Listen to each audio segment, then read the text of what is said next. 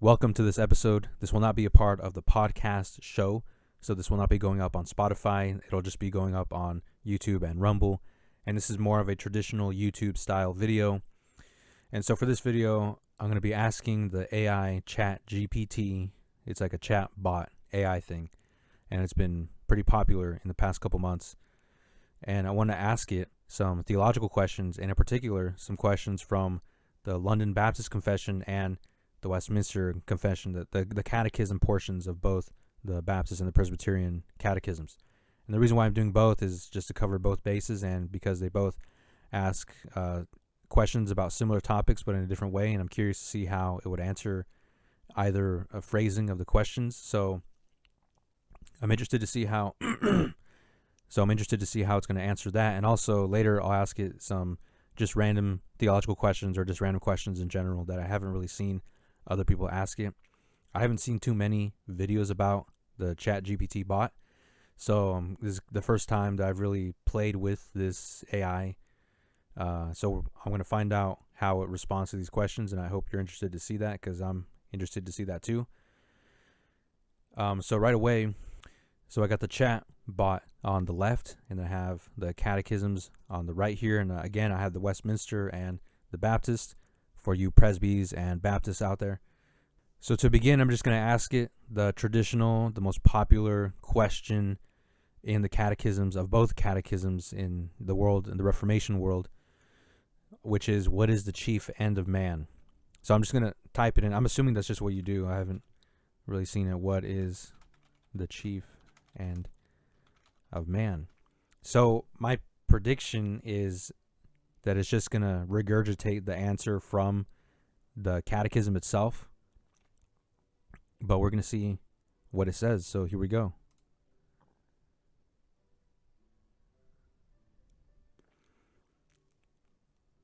Okay, yeah, so it does reference that it's from the catechism, and it does just say the answer. Okay, it would also give some extra. Okay, this is interesting. Now it's giving me a lot more than I expected. I thought it was going to be a shorter answer, but it's giving a lot more. All right, so let's take a look at the answer here. The question, what is the chief end of man, is a famous philosophical and theological question that has been asked by many thinkers throughout history. It is often associated with the Westminster Shorter Catechism, so there it is, which answers the question as follows: the chief end of man is to glorify God and enjoy him forever. So I guess it got the answer right. But they add more. So they say, this answer suggests that the ultimate purpose of human existence is to honor and worship God and to find joy in a relationship with him. Okay, so this is very interesting. It actually gives kind of what it thinks, or not really what it thinks, but what the algorithm that is based off of brings out. So that's interesting. I did not expect that. But it goes on. This view is based on the belief that God created humans for a specific purpose, and that purpose is to glorify him. Okay, however, it is important to note that this answer reflects a particular religious perspective and is not necessarily the view held by everyone. Different individuals and cultures may have different beliefs about the purpose or meaning of human existence. So, of course, they had to throw that in there so they won't offend anyone, I'm guessing. But I guess that's a pretty good answer and a somewhat decent explanation, especially for a AI chatbot. So that's interesting. So let's ask it the next one. Actually, let's go to the Baptist Confession and see what it says here. I'm assuming it's going to say something very similar. So who is the first and chiefest being? So again, it's much of the same thing here. They say the question of who is the first and chiefest being is a philosophical and theological question that has been discussed by many thinkers throughout history. That's almost the exact same as what they added on to the first answer that has been asked by many thinkers throughout history, that has been discussed by many thinkers throughout history. From a monotheistic perspective, the first and chiefest being is often considered to be God or the divine creator. This view is based on the belief that there is only one God who is the source of all existence and who has no beginning or end. In this sense, God is considered to be the first being and the ultimate source of all things. However, there are also other philosophical and religious traditions that have different views. So again, they have to add this thing to kind of pull back the first answer that it gives. It adds on some of that postmodern thinking and that anti-religious thinking. or I guess not really anti-religious, but it's definitely anti-Christianity. They have different views about the first and chiefest being. For example, some traditions may believe in the existence of multiple gods or deities, while others may view the universe itself as the ultimate reality or first cause. Ultimately, the answer to this question may depend on one's specific beliefs and worldview. So that's interesting how they kind of added that on at the end, that the answer depends on what your beliefs and worldview is. And they kind of had that at the end of the first question too, or at the end of the first answer. Different individuals and cultures may have different beliefs about the purpose or meaning of human existence. So pretty much the same answer, and they just regurgitated the answer from the Catechism. Again, that's pretty much what I expected. So I'm not too surprised, but I am surprised that it is adding more to it. I'll go ahead and let's skip forward in the Westminster Catechism. This one should be interesting. How did God create man? This is probably going to give me a more broad answer. All right, so again, the question of how God created man is a topic that is discussed in various religious and philosophical traditions, and there are different interpretations and beliefs about the process of creation. In the Judeo-Christian tradition, the book of Genesis in the Bible describes God's creation of human beings. According to Genesis, God created man and woman in his own image, forming them out of the dust of the ground and breathing into them the breath of life. This act of creation is described as a deliberate and purposeful process, and it is said that God created humans with a specific plan and intention for their lives. Okay, so that's a decent summary of Genesis, and so no problems with that. Okay, this is interesting. The third sentence that they have here: in Islamic tradition, it is believed that God created Adam, the first human, out of clay, and then breathed life into him. The Quran describes this act of creation as a demonstration of God's power and ability to bring forth life from non-living matter. So that's interesting that they chose the Islamic tradition and not any other religious tradition. I guess this is the one that's the most similar to the Judeo-Christian view. Then at the end, they kind of add on the same thing that they always add. Other religious and philosophical traditions have their own unique perspectives on the creation of humans and the origin of life, with some believing in the existence of multiple gods or divine forces involved in the process, and others offering more naturalistic explanations for the origin of life. So I'm pretty surprised at how much information is given. Again, I've never seen people use this. I haven't seen it a lot, and I've never messed with it myself until now. So I'm pretty surprised at how it's responding to these questions. Let's do one more from the London Baptist. So this one's kind of a basic question. What is sin? Another broad question that's probably going to give me a broad answer to. So they say, sin is a term that is commonly used in a religious and ethical context to refer to actions, thoughts, or attitudes that are considered to be morally wrong or offensive to a deity or divine law. Okay, then they have the Christian theological answer. Let's see how they answer that. In Christian theology, sin is defined as any violation of God's will. Okay, fair enough. And it is seen as a universal and inherited condition that affects all humans. All right, so that's referring to the fall and the corruption of human nature. The Bible teaches that the first humans, Adam and Eve, sinned by disobeying God's command not to eat from the tree of knowledge, and that this act brought about the fall of humanity and introduced sin and death into the world. Christians believe that sin separates people from God, that the only way to be reconciled with God is through faith in Jesus Christ and his sacrifice on the cross. Okay, that's pretty fair assessment of what sin is, and it's interesting that they added the gospel at the end of that. It wasn't really a gospel call, but they did include that in there. And it continues, in other religious and ethical traditions, the concept of sin may be understood differently. For example, in Buddhism, the concept of karma refers to the idea that actions have consequences, and that negative actions can lead to suffering and rebirth in a lower state of existence. In Islam, sin is viewed as a violation of God's command, and it is believed that people will be held accountable for their actions on the Day of Judgment. It's interesting that they included that part of the Islamic religion.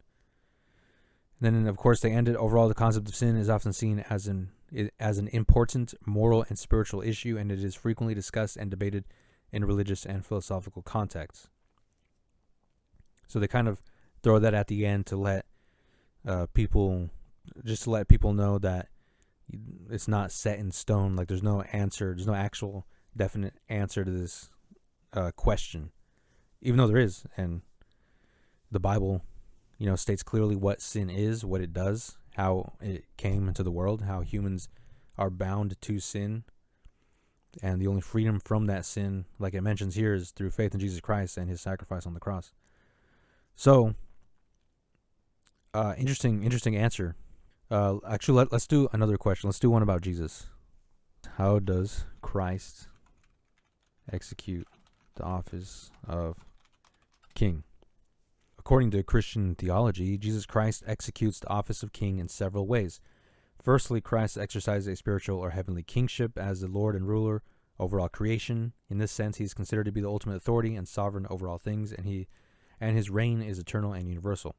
Secondly, Christ is believed to exercise a mediatorial or intercessory role as the one who represents humanity to God and who intercedes on their behalf through his sacrificial death on the cross. He is believed to have atoned for the sins of humanity and reconciled them to God, making it possible for people to approach God through faith in him.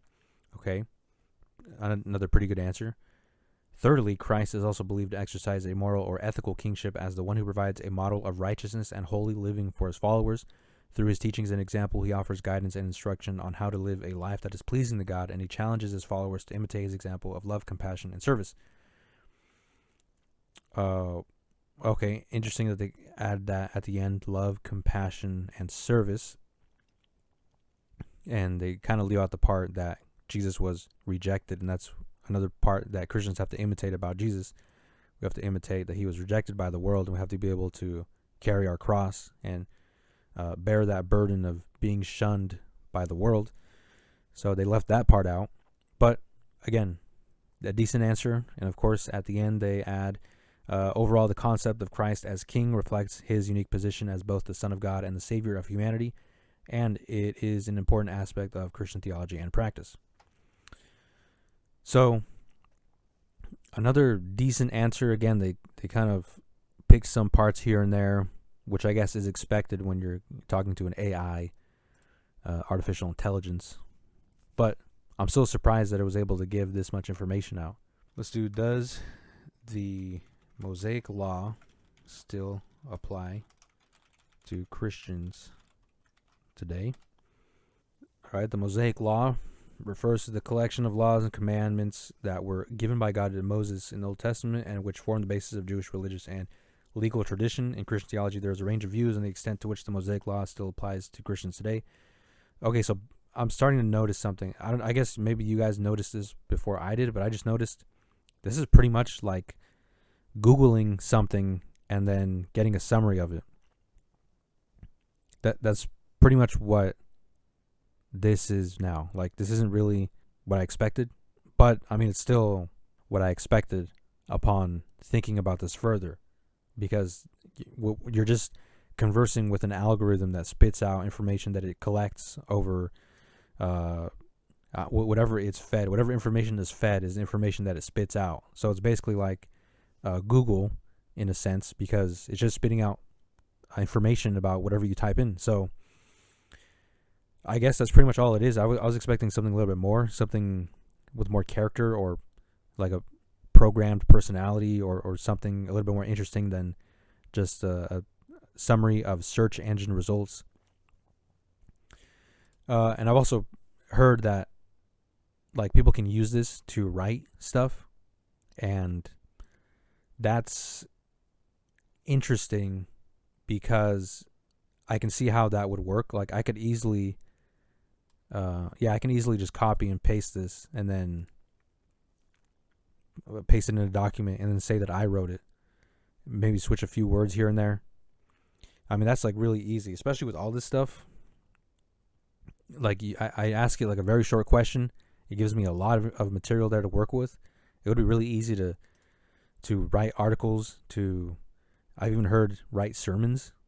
Like that's, before when I was asked about that, like I didn't think it was possible, but now actually using it, actually seeing the kind of things that it's putting out, it's like, yeah, this is a pretty viable option to help write sermons or help write articles or help write a whole bunch of different things, and it really lessens the workload.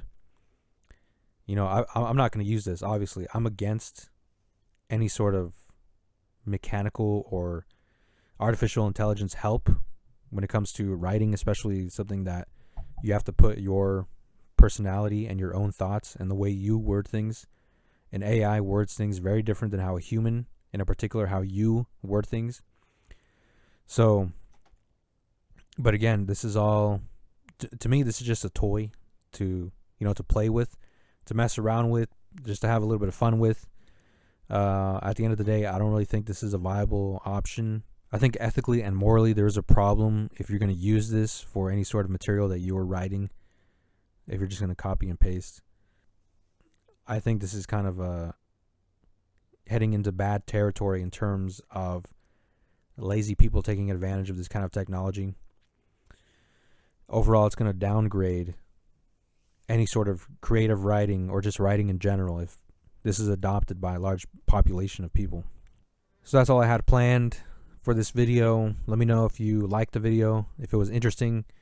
Let me know if you want me to revisit the ChatGPT and give me some questions you want me to ask it, and then I'll give my thoughts on it, or we'll see what happens. The next video will be a regular podcast episode, and that one's going to be fun.